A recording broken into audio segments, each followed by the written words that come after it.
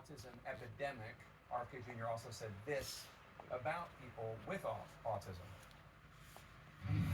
This is a preventable disease, and these are kids who will never pay taxes, they'll never hold a job, they'll never play baseball, they'll never write a poem, they'll never go out on a date.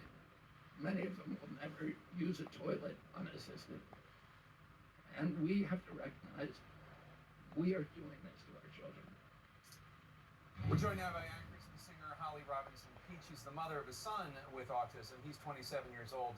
Thanks for joining us. You did an Instagram post after RFK Jr.'s comments speaking about your son and what you called his list of nevers. Tell us about that.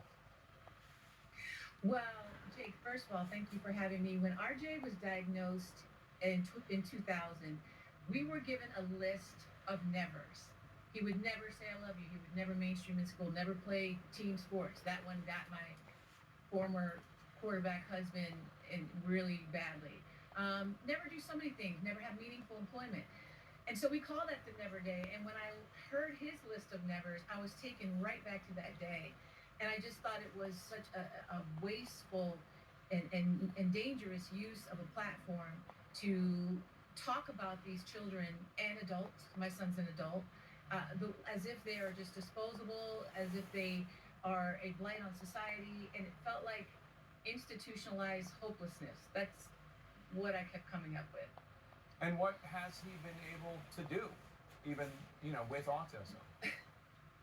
Well, first of all, the fact that he mentioned pay taxes first just threw me, because I've heard a lot of nevers, but I've never heard that never as it pertains to autism. Not sure why that was the first one, but he does pay taxes. My son has a job with the Los Angeles Dodgers. He has 2 World Series rings with his name on it. He has thrived. He has done so many things. He's checked almost everything off that never list. He would be embarrassed if I said that the dating is the last thing to go.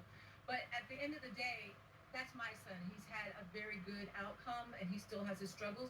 But as an advocate with our Holly Right Foundation, I work with families all across the spectrum who need a lot more support. I spoke to a woman just yesterday, Jake, because I counsel a lot of parents who are just getting the diagnosis, and she was scared to death after she heard what RFK Jr. said. Like, the Health and Human Secretary should be someone who encourages and lifts us, someone who helps us, provides us with services, and does not make families feel less than. That's what his job should be, not to come up with these archaic never lists and make us feel like our kids are not worth something. In a recent interview, the Trump administration's new FDA commissioner, Dr. Marty Makary, suggested that autism is caused by a range of environmental and dietary exposures. In your work with families and children with autism, what's your take on what causes autism and these comments like that? It's dietary, environmental, it's this, it's that. I'll be honest, when RJ was diagnosed with autism in 2000, causation was like my #1 goal. But it was really hard and frustrating because I wasn't getting any answers, and I switched my focus to just helping him make the best of his life and to be able to thrive in a society that will look down and devalue people with autism. So it's not that I don't care anymore about what causation is, and I'm fine with research. I'm just not okay with you coming out and saying all these things that our kids will never do, because it's just not true. There are families who do need more support and who have more severe issues, say, than ours. But at the end of the day, as autism parents, we just want our families, our kids, to have the best chance at life. So I don't focus too much on causation, but I know it's frustrating not knowing what causes it. And I'm open to all kinds of, us figuring out or trying to figure it out. But we got to do so in a way that is responsible and doesn't lessen or make our kids, seem like they're not worth being in society, and they're not worth valuing.